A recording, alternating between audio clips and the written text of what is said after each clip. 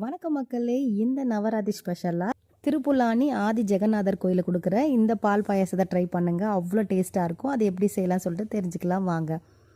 அதுக்கு நான் 2 table spoon அளவுக்கு பச்சரிசி எடுத்துக்கிட்டேன். ஸோ 2 டேபிள் ஸ்பூன் வந்து போதுமானது. நீங்கள் 1/2 கப் இல்லை 1/4 கப் கூட எடுத்துக்கலாம். இந்த அரிசி நல்லா சுத்தம் பண்ணிவிட்டு ஒரு டவல் எடுத்துக்கலாம்.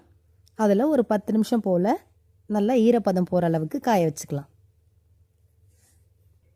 ஸோ அதுக்குள்ளே ஒரு பாத்திரத்தில் 3/4 கப் வெல்லம், அதே அளவுக்கு தண்ணீர் ஆட் பண்ணிக்கலாம். நல்லா இந்த வெல்லம் கரையட்டும். இங்கே பாருங்கள், நல்லா வெல்லம் கரைஞ்சிடுச்சு. பாகு பதெல்லாம் கிடையாது. இதை அப்படியே வடிகட்டி தனியாக வச்சுக்கலாம். ஸோ இந்த அரிசியை நல்லா ட்ரை ஆகிடுச்சு. இதை மிக்ஸி ஜாரில் போட்டுக்கலாம்.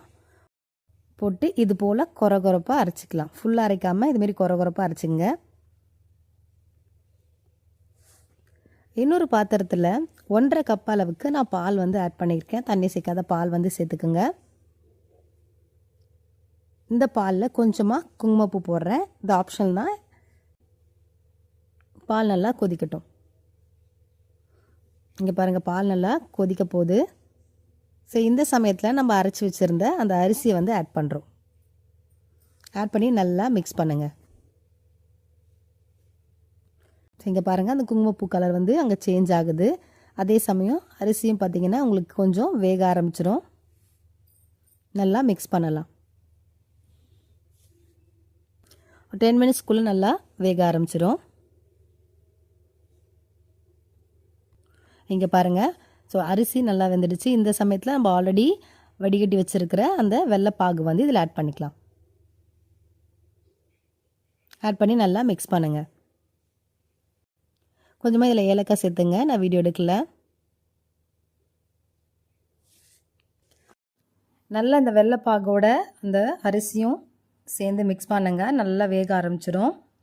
கட்டி பதம் வரும். இதில் இன்னும் ஒரு 1/2 கப் அளவுக்கு நான் வந்து மில்க் ஆட் பண்ணுறேன். இதில் ஒரு பிஞ்ச் அளவுக்கு பச்சை கற்பூரம் நான் வந்து ஆட் பண்ணுறேன். கோயில் பிரசாதம் போல் நல்லா உங்களுக்கு வாசனையாகவும் டேஸ்ட்டாக இருக்கிறதுக்கு நான் ஆட் பண்ணுறேன்.